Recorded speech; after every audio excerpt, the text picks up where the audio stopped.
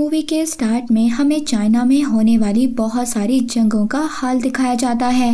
ये बहुत पहले की बात है जब आर्मी के एक कमांडर ने पूरे मुल्क के किंगडम को यूनाइट किया और उसको एक एम्पायर में चेंज कर दिया। ये कमांडर चाइना की हिस्ट्री का फर्स्ट एम्परर यानी कि शहंशाह बना और ये कोई ऐसा वैसा एम्परर नहीं बल्कि ये एक ड्रैगन एम्परर था जिसके पास बहुत सारी स्किल्स और पावर्स थी। इस एम्परर ने बहुत बड़ी सिविल वॉर छेड़ दी। ये बहुत सारी जंगों को लड़ता रहा और जीतता रहा। इसी एम्परर ने ग्रेट वॉल ऑफ चाइना बनाई। इसने वो स्कीम भी सीखी जो चाइना की सबसे ज्यादा अच्छी स्कीम मानी जाती थी, जिसमें इंसान, पानी, आग, मेटल और वुड जैसे 5 चीजों पर कमांड हासिल करता है। ये करते करते पूरा किंगडम इसके कंट्रोल में था। इस एम्परर को किसी बात का कोई भी डर नहीं था सिवाय एक बात की, और वो थी मौत। इसको ये डर था कि इसके मरने के बाद इसकी इतनी ज्यादा दौलत और इसका ये किंगडम किसी और के पास चला जाएगा, और ये ऐसा बिल्कुल भी नहीं चाहता था। इसलिए इसने एक विच को बुलाया। इसने उस विच से कहा कि ये इसको बताए कि ये कैसे इमोर्टल हो सकता है। इमोर्टल यानी कि वो कभी ना मरे। विच ने कहा कि वो ऐसा नहीं जानती, मगर हाँ वो ये जानती है कि इस बात का सीक्रेट उसे किस जगह से मिल सकता है। अब इस पर उस विच को एक बिल्डिंग में भेजा जाता है और उस विच के साथ एक आदमी मिंग को भेजा जाता है। अब एम्परर उस विच को लाइक करता था, साथ ही वो अपने एक और आदमी को भेजता है ताकि वो मिंग और उस विच पर नजर रख सके, ताकि वो इस बात का ख्याल रखे कि विच को कोई भी टच ना करे। इसके बाद हमें विच को दिखाया जाता है। इनको एक ऑरेकल बॉन्ड मिलती है। इस ऑरेकल बॉन्ड का यूज कर एम्परर इमोर्टल हो सकता था, मगर यहाँ पर स्टोरी में एक ट्विस्ट आता है। वो विच उसके साथ जो आदमी आया था जिसका नाम मिंग था, वो उसको लाइक करने लगी थी और ये बात एम्परर का सर्वेंट जाकर उसको बता देता है। इस बात पर एम्परर को बहुत ज्यादा गुस्सा आता है, मगर इस वक्त वो कुछ भी नहीं कर सकता था क्योंकि उस ऑरेकल बॉन्ड का सीक्रेट सिर्फ विच को ही पता था। अब जब वो विच एम्परर के पास वापस आती है, एम्परर कहता है कि वो अगर इस ऑरेकल बॉन्ड पर स्पेल पढ़ेगी और उसको इमोर्टल कर देगी तो वो विच की हर ख्वाहिश को पूरा करेगा।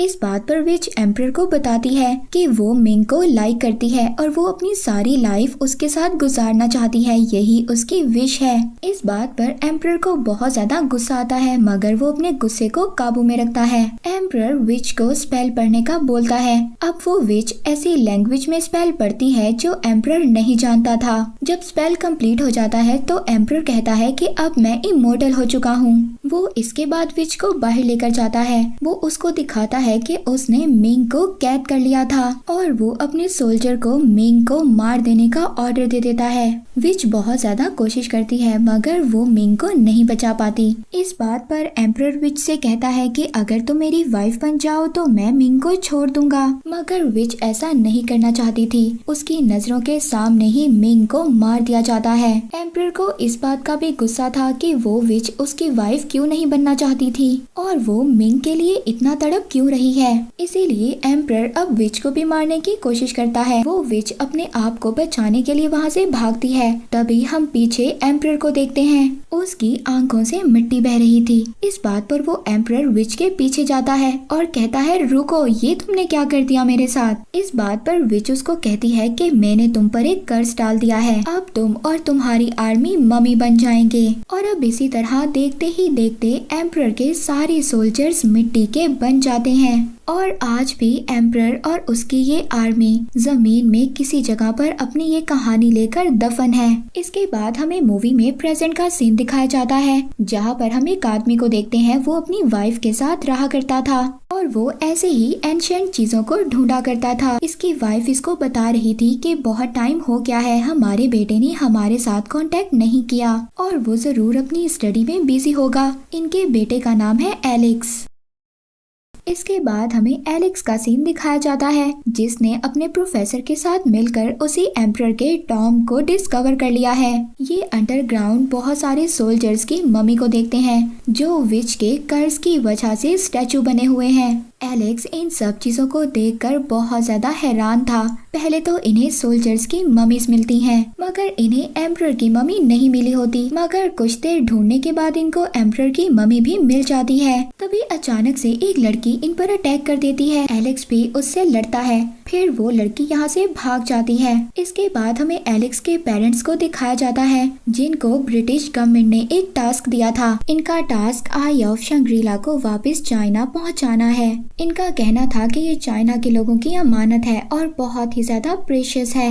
अब उसी आई ऑफ शंग्रीला को वापस पहुँचाने के लिए एलेक्स के पेरेंट्स चाइना पहुँच जाते हैं। वहाँ पर ये लोग जाकर एलेक्स की मदर अपने भाई से भी मिलती है और अपने बेटे से भी। एलेक्स अपने पेरेंट्स से दूर रहा करता था, क्योंकि उसका कहना ये था कि उसके पेरेंट्स उसको वक्त नहीं देते।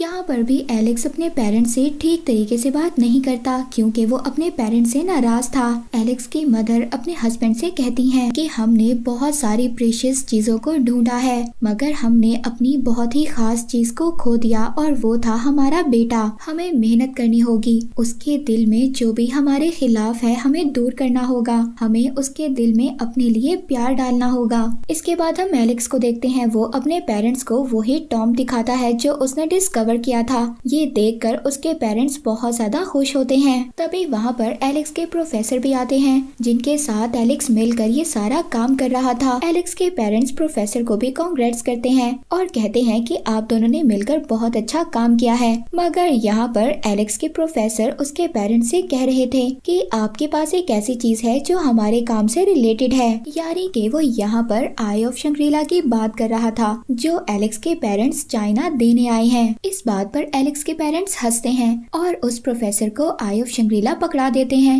क्योंकि उन्हें उस प्रोफेसर पर ट्रस्ट था। मगर कुछ देर बाद इनको पता चलता है कि उस प्रोफेसर ने तो इन्हें और एलेक्स को धोखा दिया। वो तो एक मिलिट्री के लिए काम करता है और ये प्रोफेसर सारा काम एक जनरल के कहने पर कर रहा था। तभी उसके पीछे वही जनरल आ जाता है और वो प्रोफेसर आई ऑफ शंग्रीला उस जनरल को दे देता है। एलेक्स की मदर उससे कह रही थी कि ये आप नहीं ले सकते, ये चाइना के लोगों की अमानत है और हम उन्हीं को देने आए हैं। इस बात पर जनरल वो एलेक्स की मदर से कह रहा था कि इसको खोलो, मगर यहाँ पर एलेक्स की मदर उस जनरल को मना कर देती हैं। उस जनरल का ये बिलीव था कि वो एम्परर ही है जो चाइना को तबाही से बचा सकता है और वो आई ऑफ शंग्रीला का यूज करेगा एम्परर को जगाने के लिए और उस पर लगे कर्ज को तोड़ने के लिए। यहाँ पर ये जनरल उस आई ऑफ शंग्रीला को अपने साथ ले जाता है, जिसमें के शंग्रीला का जादुई पानी है। वो इस पानी का यूज कर एम्परर को जगा देता है। जैसे ही वो एम्परर जागता है, वो एम्परर इस जनरल से तो बहुत ज्यादा खुश था, मगर वो एलेक्स के प्रोफेसर से खुश नहीं था। वो वहाँ पर एलेक्स के प्रोफेसर को मार देता है। यहीं पर हम एलेक्स को देखते हैं, जो इस एम्परर को रोकना चाहता था, क्योंकि वो ये जानता था कि ये एम्परर चाइना को तबाही से बचाएगा नहीं, बल्कि उसे और भी तबाह करेगा। वो सब पर जुल्म करेगा और लोगों पर हुकूमत करेगा। अब दुनिया का फ्यूचर एलेक्स के हाथ में था। वो एम्परर को रोकने के लिए उसे उसी लड़की की हेल्प मिलती है, जिसने कि एलेक्स पर तब अटैक किया था जब इसने उस एम्परर के टॉम को पहली दफा डिस्कवर किया था। उस लड़की का नाम लिन था। एलेक्स लिन की मदद से उस एम्परर पर अटैक करता है। ये दोनों उस पर अटैक करते हैं, मगर एम्परर वहाँ से भाग जाता है। लिन एलेक्स को बताती है कि उसके पास एक ऐसा वेपन है जिससे कि वो इस एम्परर को मार सकते हैं। जब ये उस वेपन का उससे पूछता है तो वो बताती है कि उसके पास एक कर्स डैगर है और वही एक वेपन है जिससे कि एम्परर मर सकता है।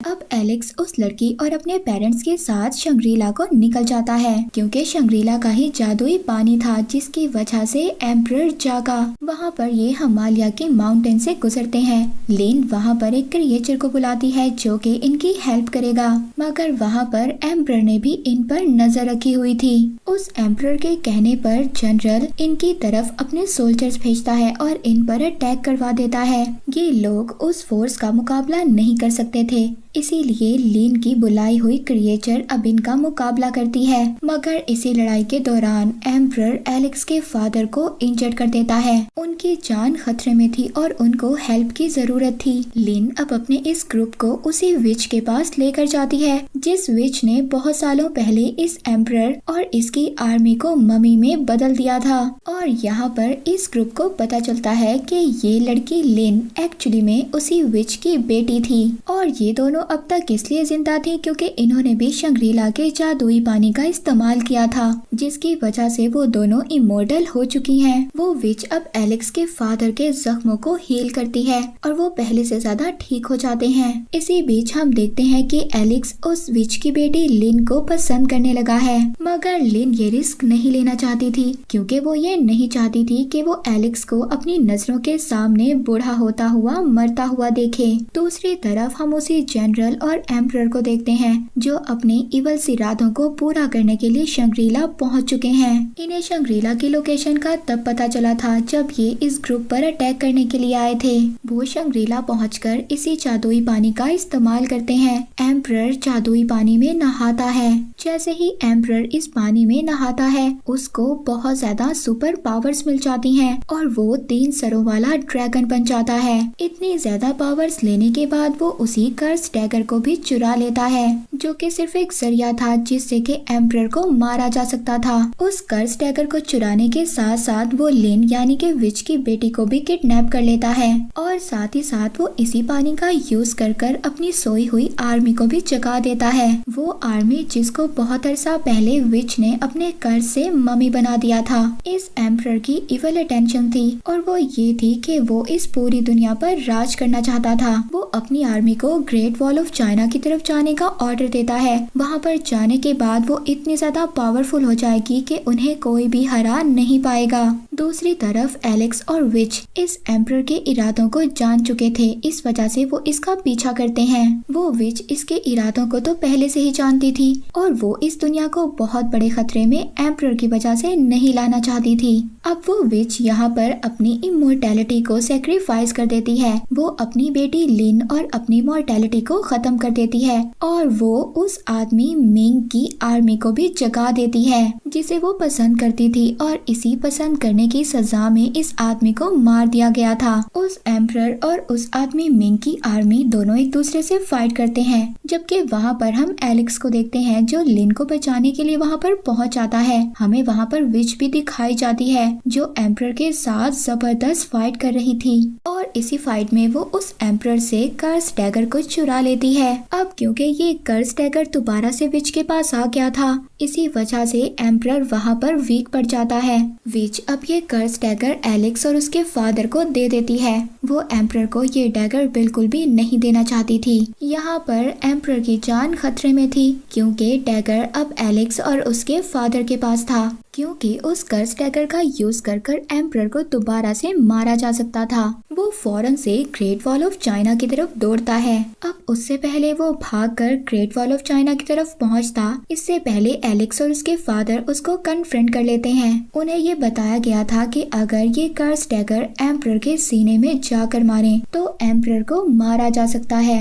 अब वो ऐसा ही करते हैं, उस एम्परर के साथ फाइट करते हैं, उस कर्स डैगर को यूज करते हुए उसे मार देते हैं। इसके बाद हम वहाँ पर लिन को देखते हैं यानी कि विच की बेटी को। वो अपनी फाइटिंग स्किल्स का यूज करते हुए उस जनरल और उसके असिस्टेंट को मार देती है और वहाँ पर एम्परर के मरने के साथ साथ उसकी आर्मी भी मर जाती है। दूसरी तरफ मिंग और उसकी आर्मी अपनी सक्सेस को सेलिब्रेट करते हैं। मौत के बाद वाली जिंदगी में वापस जाने से पहले एलेक्स और लिन को दिखाया जाता है जो कि अपने आगे की जिंदगी एक साथ गुजारेंगे, जबकि एलेक्स की मदर के भाई आई ऑफ शंग्रीला को लेकर बहुत दूर चले जाते हैं, ये सोचकर कि वहाँ पर कोई मम्मी नहीं होगी। ये मूवी यहीं पर एंड हो जाती है।